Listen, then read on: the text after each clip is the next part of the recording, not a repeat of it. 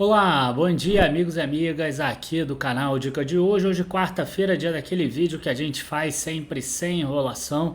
E a pergunta que eu tenho recebido é se o Bradesco faliu, se o Bradesco agora é um problema, se o Bradesco vai ser as novas Americanas ou a nova Light. E é mais ou menos nesse ritmo que a gente vai responder essa dúvida nesse vídeo de hoje. Mas como vocês sabem, é importante que você siga o nosso canal, você se inscreva, você acione aquele sininho, que você curta ali embaixo. E aí, esse momento que passa a vinheta, aproveita para fazer isso. Depois da vinheta a gente já começa.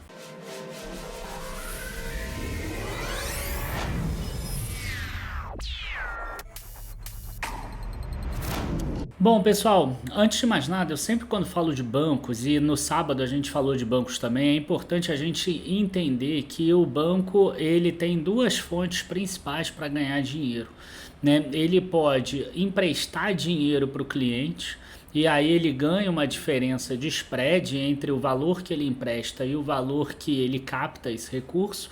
E a segunda forma é a receita por prestação de serviço. Então tem lá a tarifa de manutenção de conta, tarifa de assinatura de um contrato, tarifa de fazer um seguro, tarifa de taxa de administração de fundo, enfim, qualquer coisa nesse sentido.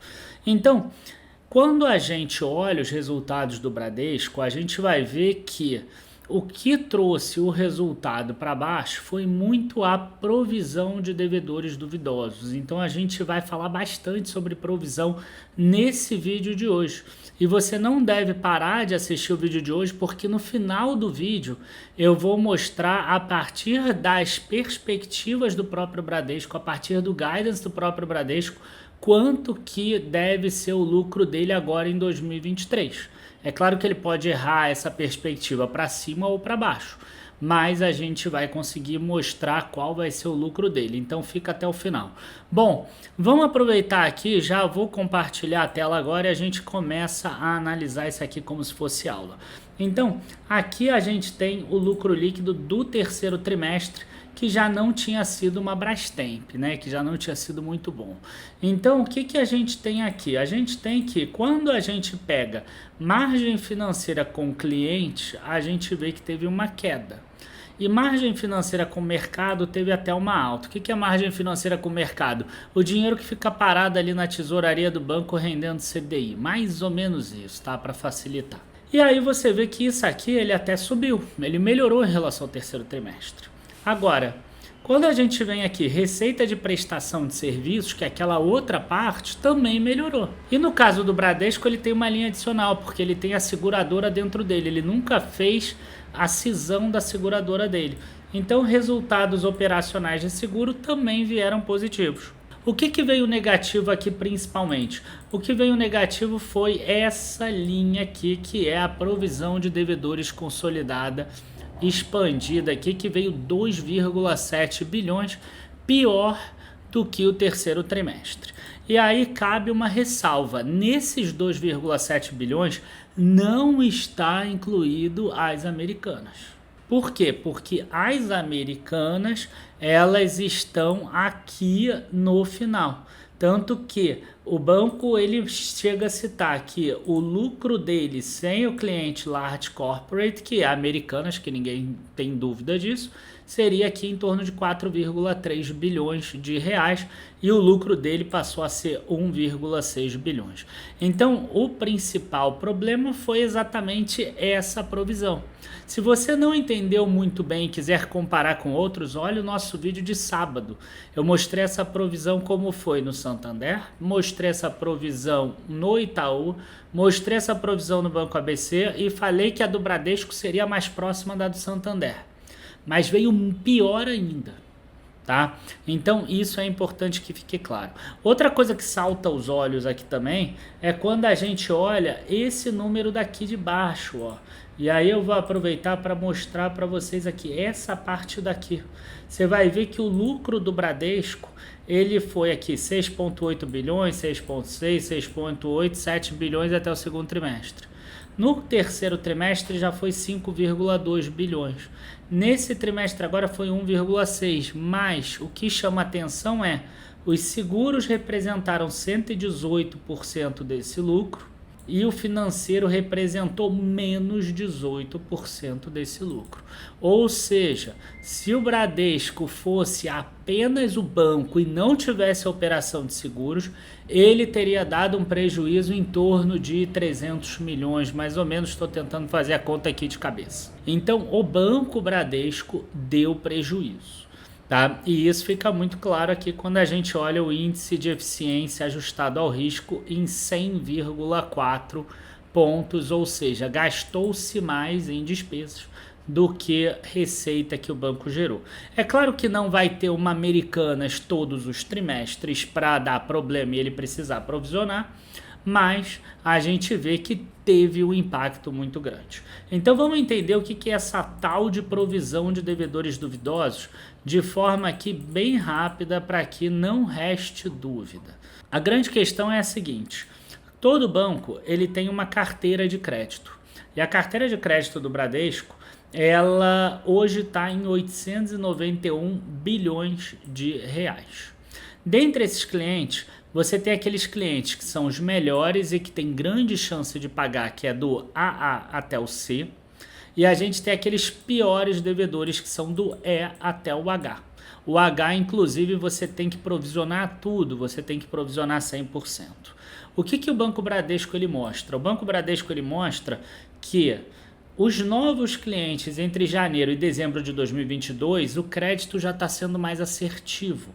Ou seja, você só tem 2,8% de EH. É claro que ao longo do tempo, ainda mais créditos mais longos, vai aumentando o E ao H.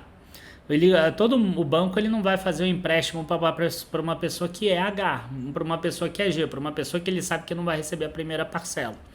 Então, quer dizer, todo mundo que o banco empresta vai ser um AAC no início. E aí poucos viram E até H nos primeiros 12 meses. Mas ele mostra aqui que está sendo mais assertivo e realmente ele está sendo mais assertivo. A grande questão é, isso representa só 63 bilhões da carteira de crédito.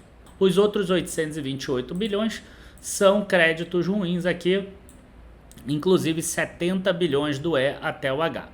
E aí, a gente consegue ver isso aqui quando a gente divide em grandes empresas, microempresas e médias empresas também.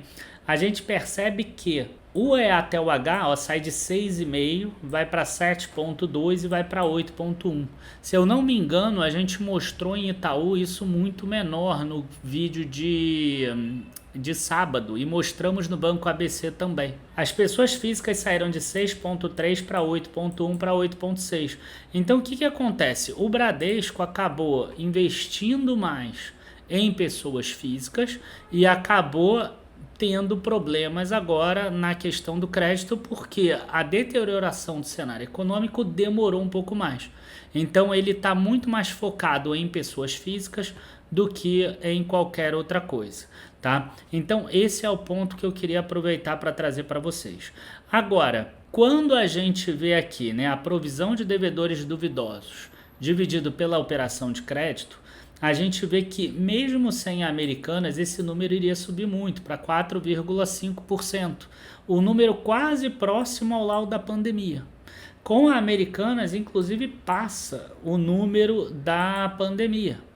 Tá? Então a situação do Bradesco não é fácil e eles colocam isso no guidance aqui. Tanto que eles falam que eles esperam ter uma provisão de devedores entre 36,5 a 39,5 bilhões nesse ano de 2023. O que isso significa? Significa entre 9 e 10 bilhões em média por trimestre. No último trimestre, tirando Americanas, foi 10 bilhões. Então, o que eu imagino? Eu imagino que vai vir 10 bilhões, 9, 9, mais ou menos. Uma média aí, entre 36,5 e 39,5 para dar 38. À medida que o ano for passando, talvez essa curva diminua. Na hora que essa curva diminuir e o mercado começar a precificar isso, aí sim a ação deve voltar a subir e voltar forte. Bom, e para mostrar agora o resultado final disso tudo, de quanto vai ser o lucro do Bradesco, eu acabei escrevendo isso no relatório na semana passada para os nossos assinantes e vou trazer aqui para vocês até de forma gratuita, espero que vocês gostem. Se vocês gostaram, não deixem de comentar lá embaixo, curtir o vídeo, se inscrever no canal, acionar o sininho, avisar para os amigos e também seguir a gente lá no Instagram. Os links estão aqui embaixo na nossa descrição do vídeo. E a gente tem aqui os dados que são os seguintes, né? Se subir aquela margem financeira total como estava lá, né, como estava naquela outra figura, a margem financeira chega a 71,6 bilhões, sempre na faixa média. A provisão de devedores era entre 36,5 e 39,5, então eu botei a faixa média, 38. A receita de prestação de serviço subia entre 2% e 6%, então eu aumentei 4%, sempre na faixa média, 37 bilhões, assim como a despesa operacional, resultado das operações de seguro.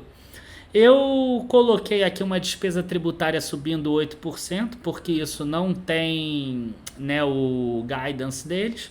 E chegando nisso, eu teria um resultado operacional antes do imposto de renda de 23,7 bilhões de reais, menor do que os 27,6 que ele conseguiu em 2022, ou seja, uma queda de 14,1%. Se a alíquota do imposto de renda continuar igual, o Bradesco no próximo ano cai de novo o lucro líquido dele para 17,8 bilhões. E se ele pagar 50% de dividendo, né, no último ano ele pagou 52, 8,2 bilhões. Isso dá 84 centavos por ação. Isso aqui eu fiz uma conta meio tosca porque ele paga menos para a ordinária e paga mais para preferencial. Então talvez esse 84 seja assim, 80 e 88, né? Porque tem essa distribuição de 10% de diferença.